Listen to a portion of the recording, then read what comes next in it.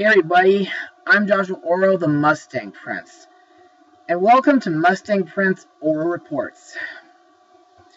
You know, there have been many different native jungle legends out there. Not only the ones with Tarzan and Jane, but also others like Sheena, along with Jaina, Kara, Judy, Princess Panthera, Tarzana, Sandra, Rima, and many others.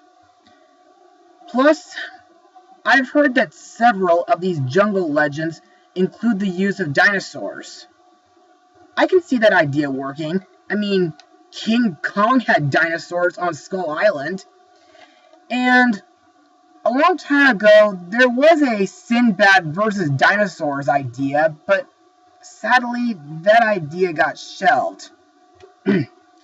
Now, for today's blog, I'm going to look into a jungle movie with dinosaurs that was given to us by Burbank Studios. For those who are unfamiliar with what I'm talking about, Burbank Studios is an Australian film animation production company founded in 1982. Their first sets of animated movies were adaptations of Charles Dickens stories like A Christmas Carol and Oliver Twist. In the following years, they made adaptations of Sherlock Holmes stories, as well as their own versions of Wind in the Willows, Peter Pan, Alice in Wonderland, and The Three Musketeers. During the 90s, the studio has continued the production of animated classics in association with Anchor Bay Entertainment and Bridgestar Entertainment. So, you may be asking, which one of these Burbank films am I looking at? And is it a good film in my opinion?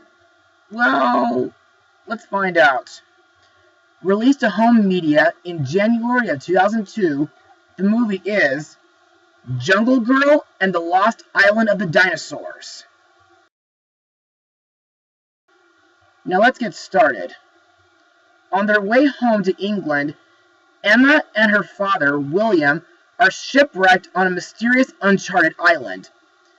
The crew of their boat, Captain Jack, and his first mate, Terry, steal the island's precious golden monkey statue. This act unleashes a herd of dinosaurs and threatens the safety of the entire island. Beno, a talking dolphin, asks Emma, with help from a toucan named Sampson, a chimpanzee named Junkie, and a python named Zelinka, to return the statue and save the island. So, what do I think of this movie? Well, I thought it was okay, though it wasn't really perfect, but I still enjoyed the movie, even though I'm aware of its flaws. Plus, believe it or not, this movie is, well, a pretty harmless one, specifically made for little children. But let's move on to Mustang notes. The movie was directed by Jeff and Susan Beek and David Field. Plus, it was produced by Roddy Lee. Also, the music for the movie was put together by Neil Sutherland, and the film's editing was done by Ben Walker. As for the animation, well, in my opinion, the animation is alright. However, some things in the movie are cheaply designed. I mean, yes, the deserted island and the jungle looks good, as well as the ocean around it, but the ship that took Emma and her father looks really small. But also, the volcano in the center of the island looks alright. Also, some of the dinosaurs, to me, look okay, like the brontosauruses and the triceratops, which are the only dinosaurs in the movie, unless you count the ones that came out of the ocean and the Crocodile River, which, well, the type of dinosaur I can't identify.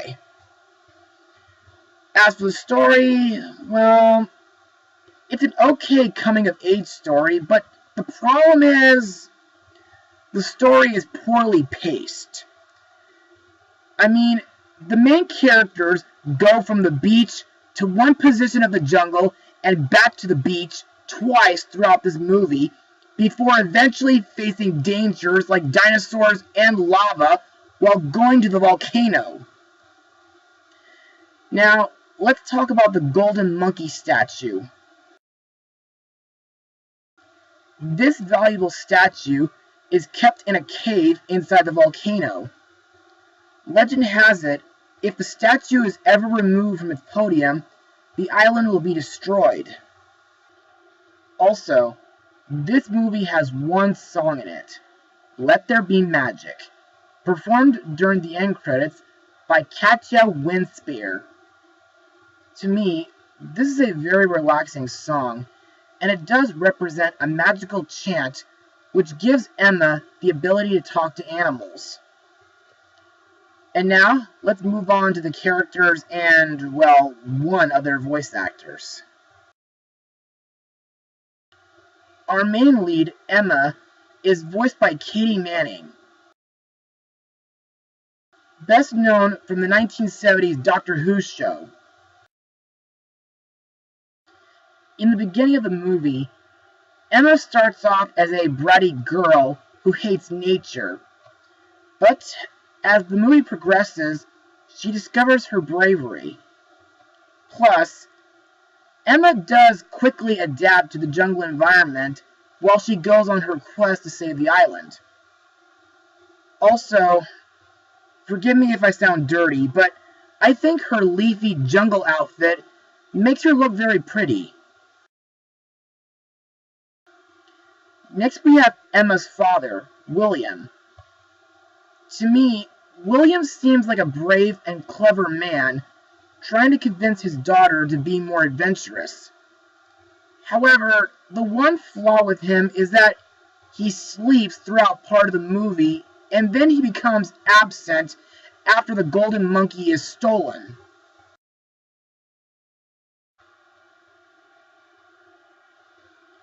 Next we have Beno the dolphin. This character is the first animal Emma makes friends with. Beno warns Emma that someone was planning to steal the golden monkey. Plus, I like that Beno teaches Emma a magic spell which gives her the ability to talk to animals, just by touching his fin. However, the spell does not work with crocodiles or dinosaurs. I also like the part where Beno guides Emma out of the reef so that her ship can avoid getting hit by rocks so that she can sail home to England. Next we come to our three supporting animal sidekicks, Sampson, Junkie, and Zelinka. In my eyes, these characters are pretty silly, but they do make great supporting characters. I like the scene where they gather up leaves, vines, and a thorn in order to make a jungle outfit for Emma. And I like that they join her while going through the jungle. I also like the part where Sampson distracts a brontosaurus. As for the other two animals, I think Junkie is a friendly but silly chimp, and I think Zelinka is a smooth-talking python, even if she reminds me of Kaa from the 2016 Jungle Book movie. But unlike Kaa, Zelinka does not have the ability to mesmerize people. Next we have Captain Jack and his first mate, Terry. They play out as the antagonists for the movie. You see, they want to get their hands on the golden monkey and run off with it. In my opinion, they're pretty similar to Captain Hook and Mr. Smee from Peter Pan. Except, they're complete idiots, due to the fact that they ignore the warning that the island will be destroyed if the golden monkey is removed. Thankfully, they don't have the monkey for too long after Emma switches it with a rock. And now, let's move on to my final words. overall, Jungle Girl and the Lost Island of Dinosaurs isn't technically a good movie. I mean, the animation is mostly decent, with a few things being cheaply designed. The story, while poorly paced, is okay for a coming-of-age story. The main character, Emma, is pretty relatable, though she doesn't start out too good. The supporting characters like Junkie, Sampson, and Zelinka, along with Beno, are decent supporting characters. The dinosaurs, while not shown too much in the movie, are pretty cool. And lastly, the villains, Captain Jack and Terry, are both idiots. Also, the volcano eruption is pretty intense for an animated movie like this.